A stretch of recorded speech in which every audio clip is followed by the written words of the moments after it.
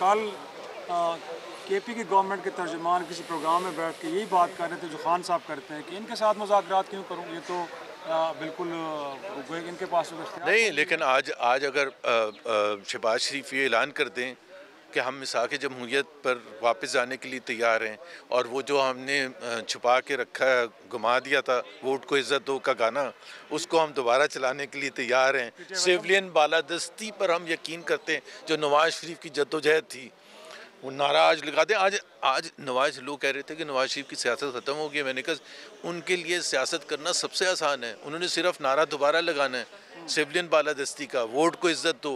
वो जाएं जलसा करें, पीछे गाना बज रहा है वोट को इज़्ज़त दो, तो लोग सारे पीछे लग जाएंगे। जाहिर सी बात है, यही है ना इस फोरम का। अभी तहरीक तहफ़्फ़ुज़ पाकिस्तान का क्या डिमांड है कि वापस जमहूरियत, हमने एक चॉइस है हमारे पास, एक डिक्टेटरशिप वर्सेस जमहूरियत, और जमहूरियत को लाने के लिए जो भी कुव्वतें आएँ उसमें पीटीआई ज़ाहिर है सबसे बड़ी जमात है, उसको सपोर्ट करना पड़ता है। आप ट्रायल कर पाएंगे तहरीक इंसाफ की क़यादत को कि अगर वहाँ से कोई पॉजिटिव सिग्नल्स आते हैं?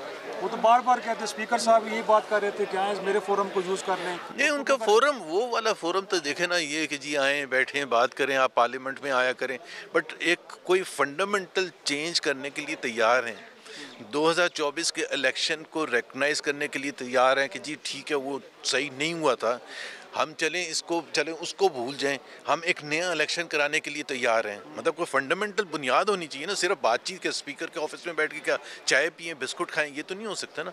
मेन चीज़ है फंडामेंटल चेंज। आप यहाँ से क्या, इस वक्त जो जितनी भी पीटीआई ख़ास तौर पर, वो और तमाम हम लोग समझते हैं कि जो पाकिस्तान में इस वक्त जो हुकूमत है वो अवाम के मैंडेट के बगैर है, और वो चीज़ें हो रही हैं जिसमें सिविलियन बालादस्ती बिल्कुल ख़त्म हो चुकी है। जो फ़ैसला साजी है वो सिविलियन प्राइम मिनिस्टर से या काबीना से निकल के जा चुकी है। तो आपका जब इस किस्म का माहौल है, आप वो कोई यकीन दहानी तो कराएं ना कि आप क्या क्या इनमें से फंडामेंटल चेंज करने के लिए तैयार है। फिर मुज़ाकरात क्यों नहीं करने चाहिए? बिल्कुल करने चाहिए। तो ज़ुबैर साहब, इनफैक्ट आपने यकीनी तौर पे JFA को भी दावत दी होगी, बट जी। आज मौलाना फजल रहमान साहब से उनके नुमाइंदे तो आए हों, बट वो खुद नहीं आए। तो इनफैक्ट आपको लगता नहीं कि एक ऐसी पार्टी कि जिसके रहनुमा गेम चेंजर हो सकते हैं, उनका बड़ा एक वज़न है, उनका ना आना मसलत पसंदी, या आपको लगता है कि वो सारी एफर्ट को मुनासिब ही नहीं समझ रहे थे, उन्होंने इससे दूर आना बेहतर समझा?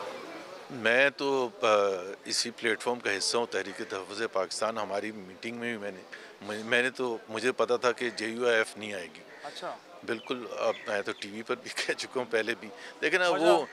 एक तो उनकी पॉलिटिक्स को देखा जाए तो उनकी पॉलिटिक्स जो है वो बेसिकली क्या, वो इमरान खान ने आके मौलाना साहब की पॉलिटिक्स ख़त्म कर दी। ठीक है, केपी में उन पेश था, बलोचिस्तान में भी, अब एसेंशली अब वो उसी को, इमरान खान को वापस लाने के लिए राहमवार करेंगे, क्योंकि अगर ये कामयाब होता है जद्दोजहद, तो सबसे ज़्यादा फ़ायदा तो इमरान खान को ही होगा ना, और मौलाना को सबसे ज़्यादा नुकसान होगा। तो वाई वुड ही काम। दूसरा ये है कि उनका मेरा तो ख्याल है कंसिस्टेंसी नहीं है, क्रेडिबिलिटी नहीं है। मतलब मैं तो बिल्कुल सरप्राइज नहीं हूँ कि वो नहीं आए थे। तो उनके नुमाइंदे तो आए हैं मेरे ख्याल में। नहीं, उनके नुमाइंदे नुमाइंदे नहीं भी आए थे। नहीं आए, नहीं वो आए, भी नहीं आए। नहीं। तो इनफैक्ट आप, ये कॉन्फ्रेंस तो जो एक, JUI शिरानी है उनके नुमाइंदे आए अच्छा थे। उनके नुमाइंदा जी। है। तो ये कॉन्फ्रेंस तो आप एक सरकारी रिहाइशगाह में कर रहे हैं, बट बातें आप मुज़ाहमत की कर रहे हैं, तो क्या मुमकिन है कि लोगों को सड़कों पे ला सकें और इस हुकूमत वक्त को मजबूर करें, जो डिमांड लिस्ट आपकी है जो आपके ख्याल में बड़ी जेन्युइन है, कि आप इलेक्शन का ऑडिट करवा लें, नए इलेक्शन होने चाहिए, जिन लोगों का मैंडेट है उनको वापस किया जाए? मुमकिन हो पाएगा सर? नहीं, मुमकिन तो देखें ना, अब मैंने कहा ना कि एफर्ट तो करना चाहिए। सजावट करनी चाहिए। जब अयूब खान आए थे तो ऐसी था कि उन्होंने रहना सारी उम्र, या मुशर्रफ साहब नहीं है जिसने भी, तो लगता तो ऐसे ही है। लेकिन अगर वो उस वक़्त नवाबज़ादा नसरुल्लाह वगैरह और जिन्होंने भी जद्दोजहद की वो ना करते, तो फिर कुछ भी ना होता ना। मैं जिस तरह PTI की एग्जांपल देता हूँ, उन लीडर्स के लिए जो छोड़ गए थे, वो जो भी मजबूरी थी, लेकिन अगर सब उनकी तरह करते, महमूद रशीद भी उनकी तरह करते, एजाज चौधरी भी उनकी तरह करते, घर जाके बैठ जाते, तो PTI फरवरी के इलेक्शन में ज़ीरो होती ना।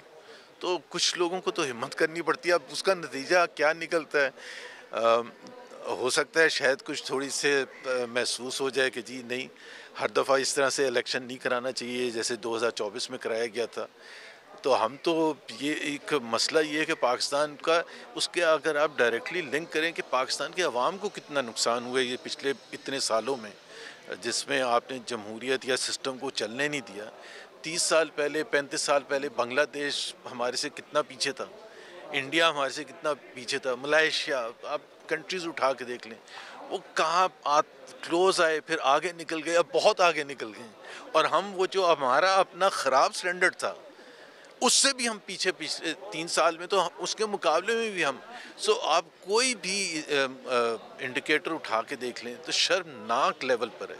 चाहे आप तालीम को देख लें, चाहे आप सेहत का निज़ाम देख लें, आप कोई भी और देख लें। आज ही वो एक जो इंडिकेटर आया था कि पाकिस्तान में जो वर्कर्स की वेजेस हैं, रियल वेजेस, वो 2015 के बराबर हैं, 10 साल पुरानी। और इस 10 साल में महंगाई, इस 10 साल में टैक्सेस कितने इंक्रीज हुए हैं, और उनकी इनकम 10 साल पहले की है। 11 करोड़ लोग खाते गुर्बत से नीचे। जी जी, बहुत शुक्रिया मोहम्मद ज़ुबैर उमर साहब, तहरीक तहफ़्फ़ुज़ यानी पाकिस्तान के नाम आपसे गुफ्तगू कर रहे थे। नाजरीन, इस कॉन्फ्रेंस की पल्स जो थी हम आपके सामने रखी।